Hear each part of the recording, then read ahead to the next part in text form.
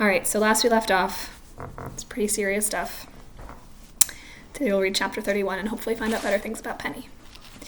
And sorry, I'm losing my voice, so deal with me. The air felt thick and damp, like the silence that followed the screaming and crying and sirens. The rain had slowed to a drizzle. After Mom and Dad left with the ambulance, Mrs. V took me out of the car and sat me in my chair. She placed the soggy, filthy doodle on my tray. "I found this under the car," she said, her voice shaky. I touched it and burst into tears. As she rolled me to her house, she said, "We're going to clean Doodle up and have him waiting for Penny when she comes home. You hear?" I couldn't tell if she was trying to convince me or herself. I felt dizzy and nauseous. I could not stop shaking. After changing my clothes into warm, dry sweats, she switched the radio to an easy listening station and turned the volume down low. The only color I heard was gray. Mrs. V stood behind me, gently rubbing my shoulders. "Are you hungry?" she asked. I shook my head no. She continued to massage my back and shoulders until we both could feel the tension slipping away. "I'm going next door to get your Medi-Talker and the dog," she said. "You want anything else?" I shook my head and continued to listen to the tones of smoky gray. When she got back, Butterscotch seemed nervous. She kept pacing and sniffing as if she were looking for something. "I think she's looking for Penny," Mrs. V said. "Dogs know." She hooked up Elvira to my chair and switched it on, but there was nothing either of us could say. "It's not your fault, you know," she said finally. I shook my head forcefully. Mrs. V should know better than to say stuff just to make me feel better. "I mean it, Melody. It's not your fault." "Yes, it is," I replied on my talker. I turned the volume up loud. Mrs. V walked around to where I could see her, leaned down until her face was just inches from my own. "You did your best to warn your mother. You should be proud of yourself." "Not proud. Not enough," I typed. "Sometimes things happen that are beyond our control, Melody. You did everything right." The guilt bubbled up then. "I was mad at Penny," I typed, slower than usual. "Penny knows you love her," she said. Tears slid down my cheeks. "Made Mom take me to school." "So what?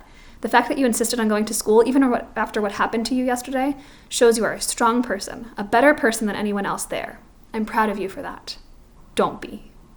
"I'm sure Penny will be just fine," Mrs. V said, but her voice said otherwise. For the first time I could remember, Mrs. V sounded unsure. Will she die?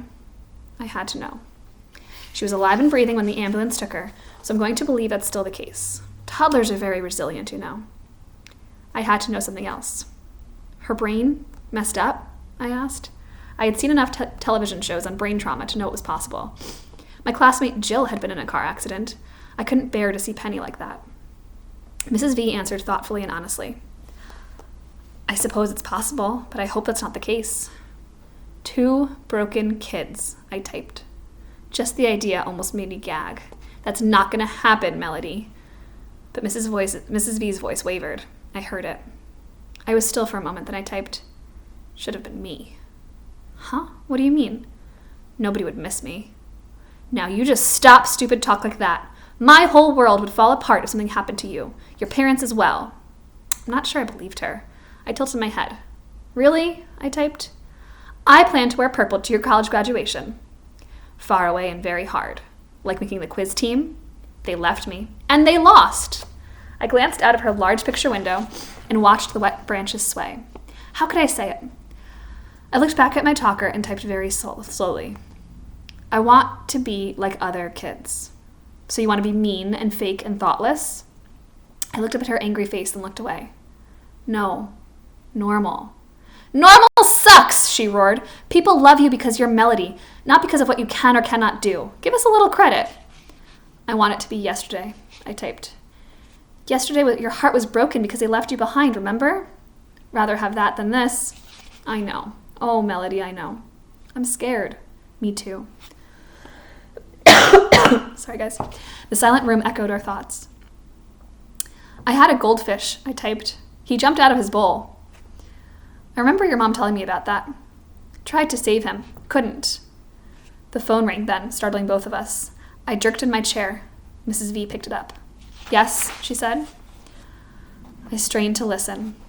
"Oh no," she said. My heart dropped beneath my chair. She listened for a long time.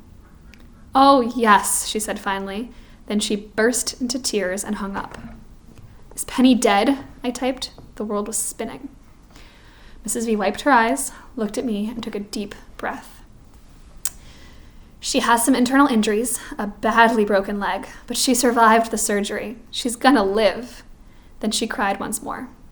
Normal doesn't suck at all. That's the end of chapter 31.